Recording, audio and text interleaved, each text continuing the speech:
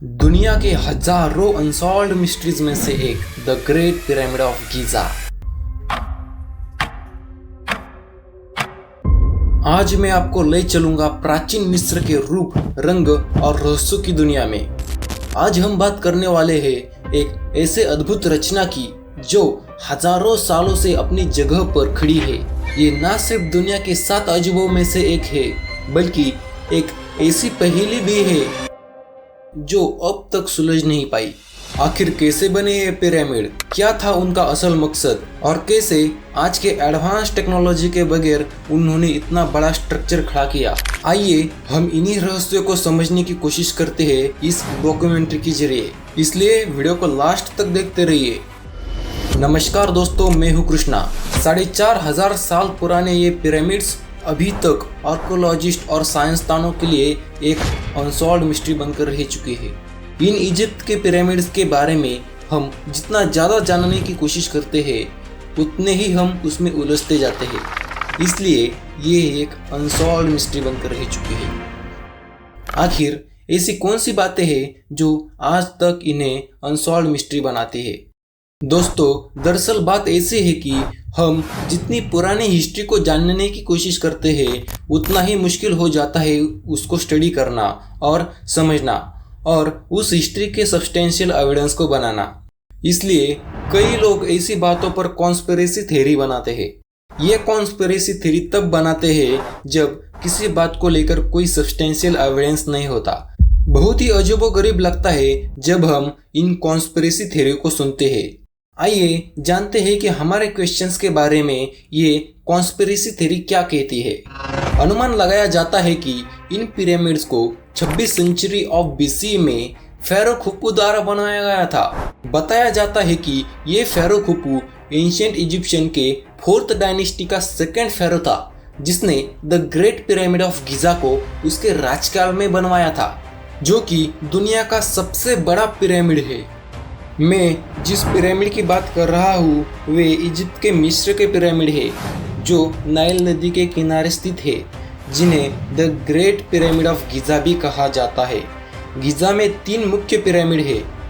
आपके सामने ये जो सबसे बड़ा पिरामिड है, इसे the great pyramid of Khufu कहा जाता है। इसे फेरो खुफू ने बनवाया था।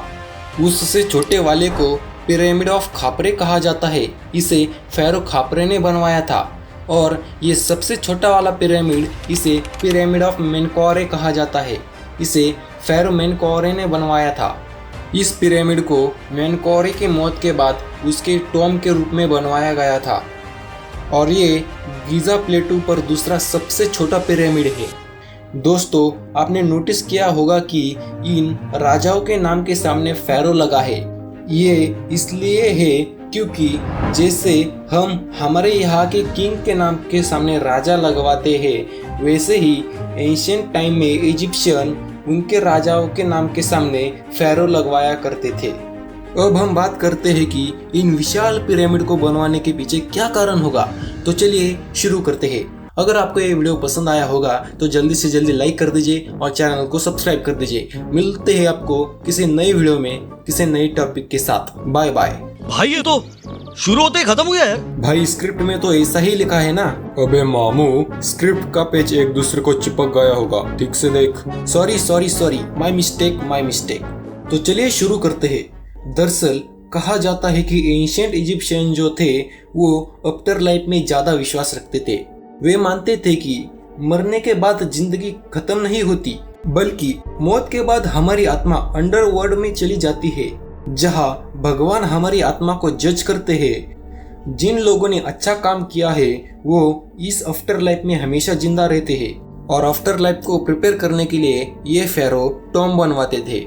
और अपनी जिंदगी की अंतिम चरण पर इन टॉम में ये फेरोज अपने हर दिन की जरूरत की चीजें रखवाते थे, जैसे कि सोने का बर्तन, भोजन, फर्नीचर और अन्य प्रसाद शामिल थे। फेरो के मरने के बाद उनकी डेड बॉडी यानी मम्मी को सोने के कॉफिन में बंद करके पिरामिड में रखा जाता था। कॉफिन के साथ फेरो को रोज का यूज होने वाला सामान उस टॉम में भी रखा जाता था। लेकिन हैरान कर देने वाली बात यह है कि जब साइंसदानों ने इन पिरामिड के अंदर जब रोबोटिक कैमरा भेजा तब उन्हें कोई भी मम्मीज की डेड बॉडी या कॉफिन या फिर सामग्री नहीं मिली। लेकिन माना जाता है कि समय के चलते लुटेरों ने सभी सामग्री लूट ली होगी, क्योंकि जो बाकी के पिरामिड्स है उनमें कॉफिन और फेरोज की सामग्री मिली है और उसी से ही यह अनुमान लगाया गया था। अब आते हैं सबसे बड़े सवाल पर, जो कि इन बड़े बड़े पिरामिड को बनाया कैसे गया होगा। वो कौन लोग होंगे जिन्होंने इन 20 से 50 टन वजनी बड़े बड़े पत्थरों को एकदम सटीक से काटकर एक जगह से दूसरी जगह लाया, जबकि उस ईरा में पत्थरों को कितनी बारीकी से काटने के लिए कोई भी टूल मौजूद नहीं था और उन्हें एक जगह से दूसरी जगह लाने के लिए हील का भी आविष्कार नहीं हुआ था। और ये सब इन्होंने करके दिखाया लगभग 20 साल के अंदर अंदर। तो ये भी एक मिस्टीरियस बात है इन पिरामिड्स के बारे में। इन मिस्टीरियस बातों पर कई थ्योरीज बताई जाती है जिन्हें किसी भी सब्सटेंशियल एविडेंस का सपोर्ट नहीं है। इन थ्योरी को जानने से पहले हम एक मिसअंडरस्टैंडिंग को समझते हैं जो कि इन पिरामिड्स को देखकर लोगों के माइंड में होती है। दोस्तों, हम बाहुबली या ऐसी कई हिस्टोरिकल फिल्मों में देखते आए हैं कि अगर किसी भी बड़े प्रोजेक्ट का काम करना हो तो उस प्रोजेक्ट के काम के लिए गरीब से गरीब मजदूरों को काम पर लगवाया जाता है जिन्हें दिन में एक टाइम का खाना भी नहीं मिलता। अगर उन लोगों से काम ना हो पाए तो उन पर ग्रुप के लीडर द्वारा मार मिलती है, उन पर जुल्म होते हैं। ऐसे ही दृश्य लोगों के सामने आते हैं जब वे सोचते हैं कि पिरामिड को कैसे बनवाया होगा। लेकिन पिरामिड के बारे में ये सिर्फ एक मिसअंडरस्टैंडिंग है। सच बात तो ये है दोस्तों कि पिरामिड को बनाने वाले ऐसे वैसे लोग नहीं थे, वो बुद्धिमान लोग थे। उन्हें एक तरीके से हाई स्किल इंजीनियर कहना भी गलत नहीं होगा। उन्हें खाने पीने और रहने के लिए सही सुविधाएं मिलती होगी। यानी उस जमाने में इंजीनियर्स की हालत आज के ज़माने की इंजीनियर्स की हालत की तरह नहीं होगी।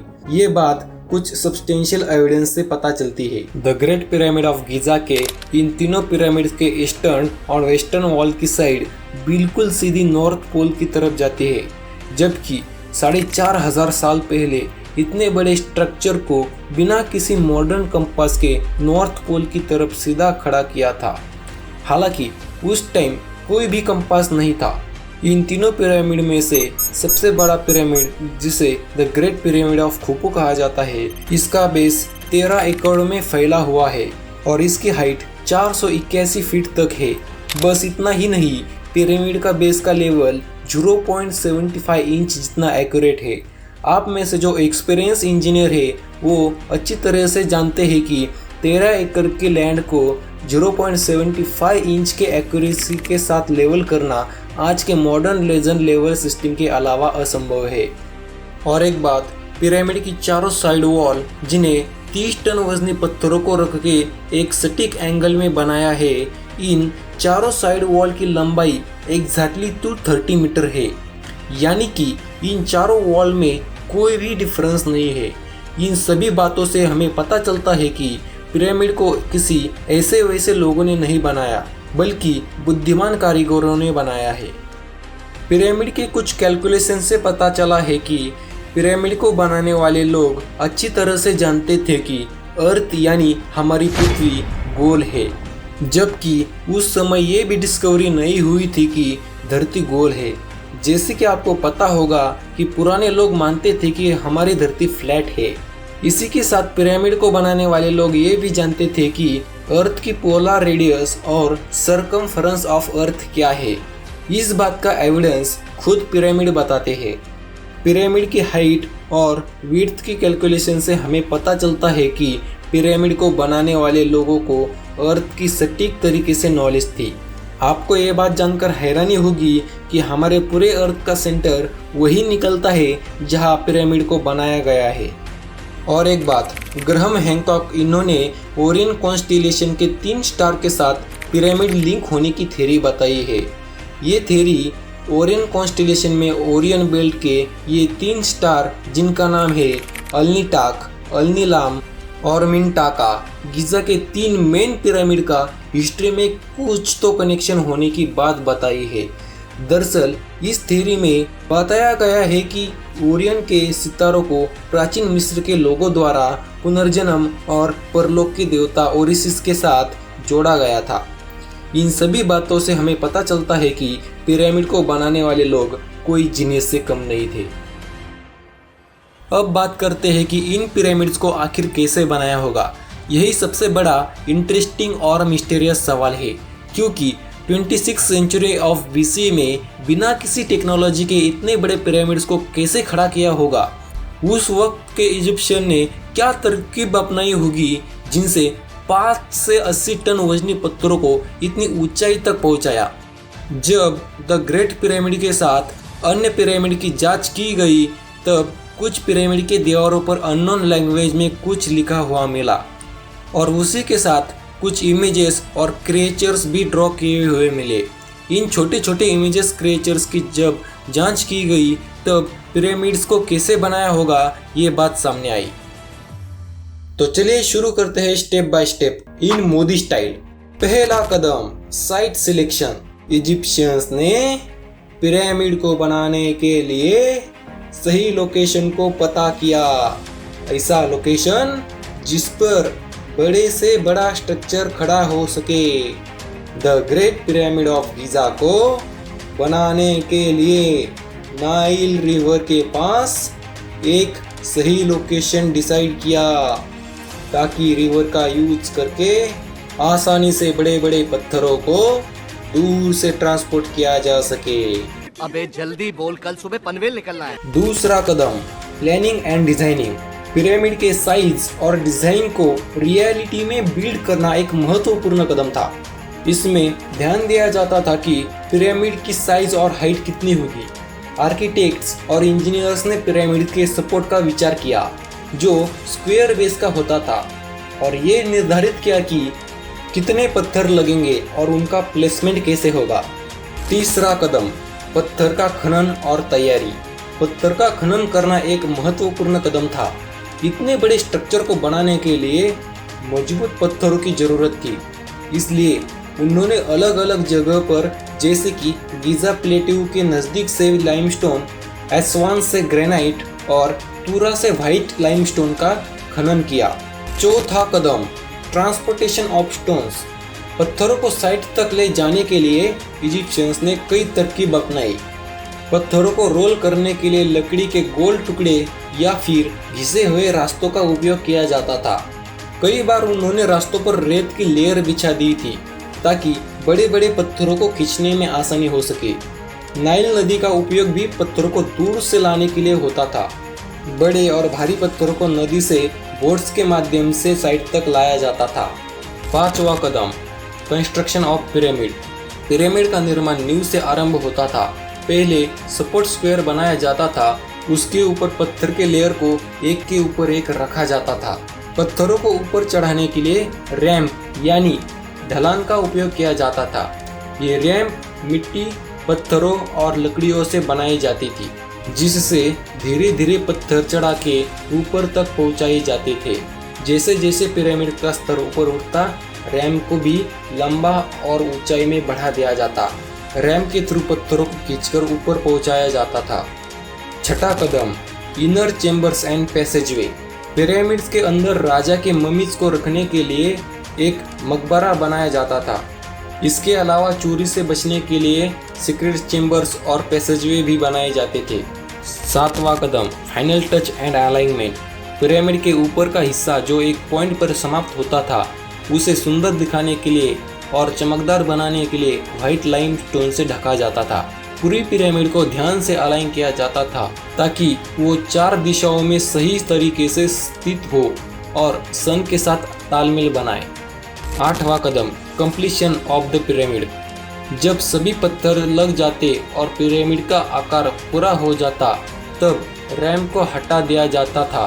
पिरामिड को अंत में किसी तरह से सुंदर और चमकदार बनाया जाता था, जो कि सूरज की रोशनी में दूर से दिखाई देता था।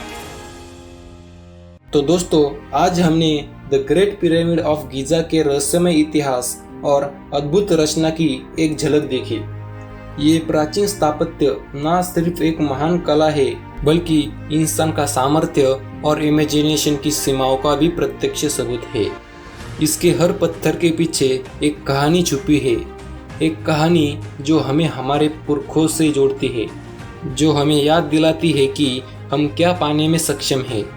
हमारा ये वीडियो यही ख़त्म होता है।